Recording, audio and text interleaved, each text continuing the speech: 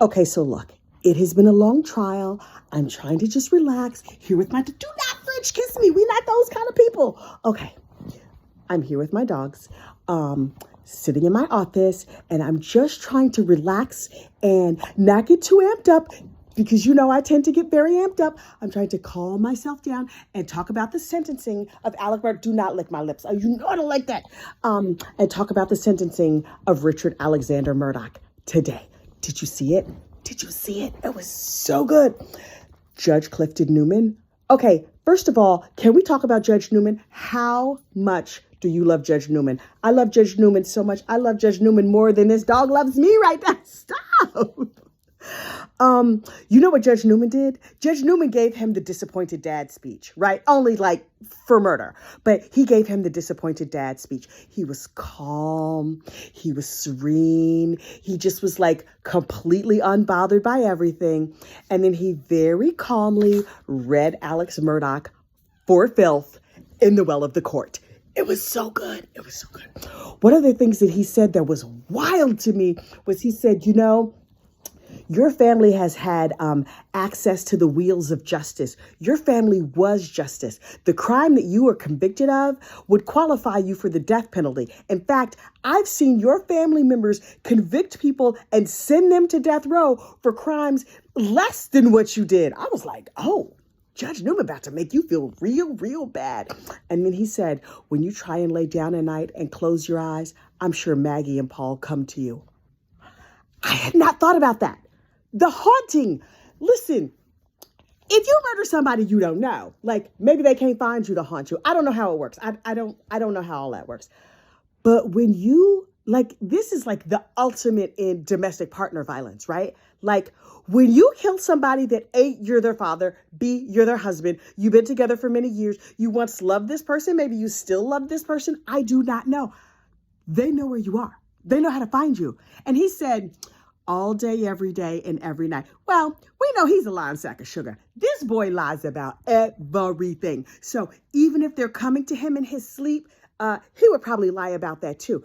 But I had not thought about the haunting. Even if he didn't go to jail, he would still be being haunted by them. That kind of makes me happy. It also gives me hope for whoever buys Moselle, because maybe Paul's not busy out there haunting Moselle. Maybe he's spending all his time haunting his father. And can you imagine your dead spouse continuing to annoy you from beyond the grave? Why did you shoot me? How come you never listen when I talk? Oh my God. I hope she nags him from here to eternity. But really, he's going to be fine in prison. This man is clearly a sociopath, and I think he's going to do great in prison. In fact, have you seen his new mugshot? Okay, so South Carolina Bureau of Prisons took him over to like the reception center, the incoming, I don't know what they call it, but where they welcome all the people to jail. Apparently, they shave your head. Do they shave women's heads? Just men? They shave everybody's heads? They shaved his head. It did not look good. You know what's funny though? They put him in an unflattering outfit, jail fatigues, I don't know what they call it. They put him in an unflattering outfit and they shaved his head and they put him up in front of a blank wall and they took his picture for his ID, your prison ID. Do you get an ID in prison? I don't know how that works. But you know what's crazy? If you look at the picture, it kind of looks like he's smiling. Like he has a little bit of a smile. This dude is stone cold nuts. He's also a killer. So he's going to be among his killer friends, his new killer friends. But I was like, dang. Also, what we found out today, the Judge Clifton Newman is also in charge of all of his financial cases. So he's got to come back before Judge Newman on 100 other charges. 100 other charges. Judge Clifton Newman is going to be overseeing all of it. Can he get more than life in prison? How does that go? And the one thing he said to Alex, he said, you know, when is the lying going to stop? When is it going to stop? It stopped for the jury. It stopped for other people. But when are you going to stop? And he said, what did he say? Wait, he said, you might be able, she's ripping my headphones out, dog. The judge said, you might be able to convince other people. No, you might be able to convince yourself of these lies. But obviously, you haven't convinced other people. Judge Newman, you just read that murderer for filth. And I am here for it. He put the man in his place. What else did he say? Oh, he said, it all comes to an end. It all comes to an end. Is Alex going to get shanked? Like, if you kill your kid, do they shank you in prison? What happens when you go to prison after you kill your family?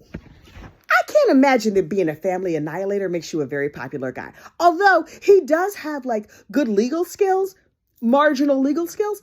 So maybe that'll buy him some favor among the other criminals. I kind of want to do a 1-year follow-up. Not on him because he's so special. And honestly, he would probably really like that. And he's not worth my time and effort. But a year from now, I kind of want to do a retrospective. Like, where are they now?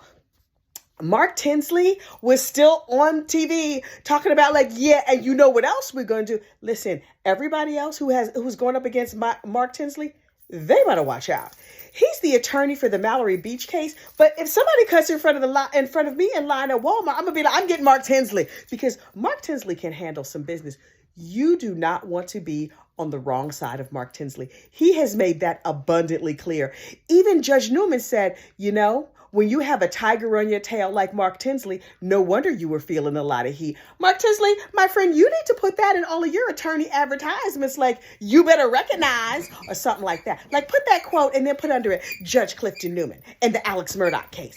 But now all of these guys, would you please stop biting me? All of these guys, they're going to be famous.